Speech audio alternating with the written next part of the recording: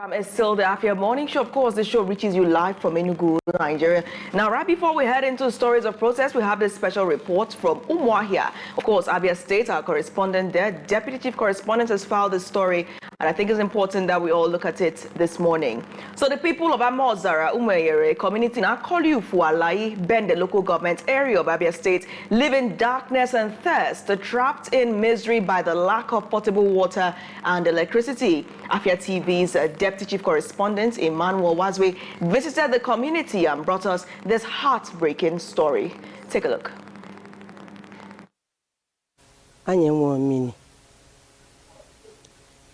Nke a dị ebe a unu na-ahụ ọ na-agba agba o mebisiela ọ na-agba agba anyị enweghị mmiri o ya bụ nsogbu anyị ebe a nwatakịrị agarukute nwaanyị agakute mmiri ugbu a ọhịa ebe ahụ adịrị mma ebe kwesịrị emezi n'ihi ebe a mbụ okute ọ dịkwana mma ọhịa o nwekwara ebe ọzọ dị ebe a ọ na-agba agba. Just as the elderly woman said, the only borehole in the village lies fallow, rusting away with its tanks empty. When it occasionally functions, it runs on a power generator, producing water that residents say is unfit for drinking. It's pitiable. I don't know how to describe it in this 21st century. That place is something not to write home about, not to talk about. So I will say succinctly that this place has no source of water. We're looking for government intervention to providing water for this great community. We have a lot of people here. If you come to around December time, you see that hundreds of people who live around here. Some people don't even come home because there's no water. We are calling for government to, please, my needs on the ground. And I know there are great people here who can also reach out to government. But if you capture this and government can intervene, we'll be very happy. If water, as essential as it is important to life, the lack of faith in the life of a community is also inimical to their lives. And this is the sad story of the people of Amaozara'S, Umuenyere in Bende Local Government Area of Abia State. We are here to tell you the story about their source of water, which is actually lacking. So join me. When last did you go to a village stream? Have you been to a place like this before? Let's descend the steep.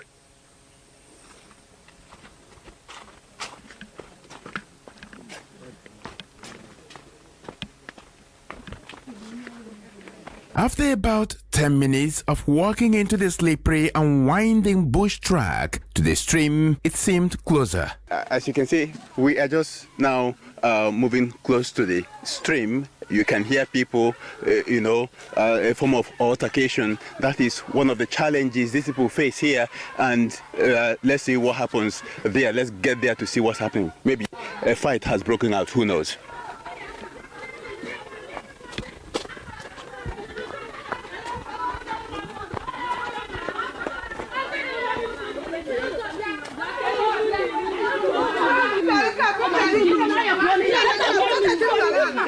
You can see, just what you can see here is what is happening. In fact, a fight has broken out. It is about people and, who come first. So, in fact, the traditional ruler is trying to even intervene in this particular case. It is the worst situation a community can face. It's a problem here. Look at, plastic pails lined for just one thing: water. You may be wondering what's wrong with my camera operator here with the shaky shots. Army ants were at war. Ironically, there is no water to fetch. When did you come to this stream? 6 o'clock in the morning. Have you fetched water? No, I never fetched. Anybody will come first. Now you go first. But if you no come quick, you no go reach you. So who has fetched water now? Now this person won first, and this one they fight. Yeah, they fight this person. Then they drag the person will go first the water. Okay. So what are you calling on government to do? We call the government come to help us to the water. Literally, the name of the stream is Oba, meaning a running stream. But it is not running, ironically. And the woman who just spoke to me said she came here since 6 a.m. But at the time of recording this, it's 10:30 a.m. From 6 a.m. to 10:30 a.m. About 4 hours, 30 minutes. And yet, Oba is not responding. Where do the people go from here? We left Oba for Womwom, another stream. Way to Womwom may not be different from what we have seen, at the other side of the river. Let's see what Womwom really looks like. It's still the same bush part. So let's see.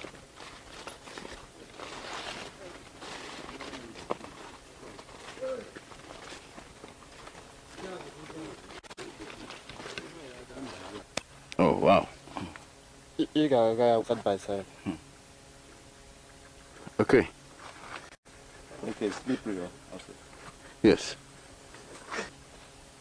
Before accessing Womwom, here is the stream.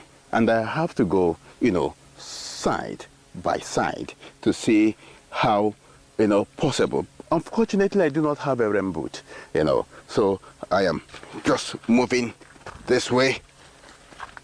We have come to a crossroad, and before we can access the stream called Womwom, it is either we follow through this tunnel-like track, or we, move with, the man here trying to clear a bush path. That is, to tell you what the average villager here, go through before accessing water. In the long run, our efforts to access Womwom were futile. There is no movement anywhere from here again, because I've been told there is no road. We can't proceed beyond this place. That is how difficult it is, to access this particular stream called Womwom.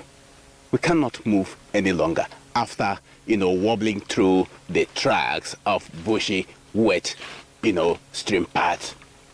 Here is the end of the road. With our experience here, it is safe to say that the woman we encountered earlier must have fetched her water just from this path. Interestingly, the people are not only plagued by the scarcity of water. This road that you see here connects the people, all the villages in Akoli-Ufu Alayi, with their neighboring Amankalo, because Alayi in general is divided in two, Amankalo and Akoli-Ufu.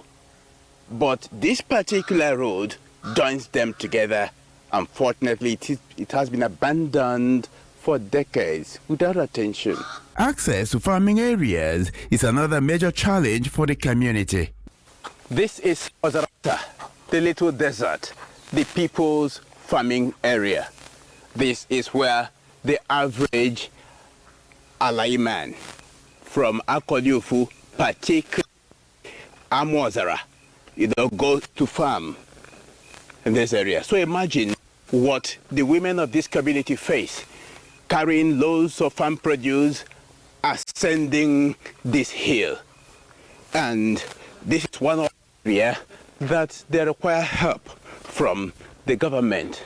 Open up the farming area for easy access to their farmland, and also to be able to have their farm produce easily conveyed to the market. His Highness Eze Ignatius Iheke Uche is a traditional ruler of Umuenyere Alayi. We have a hydra-headed problem in this community.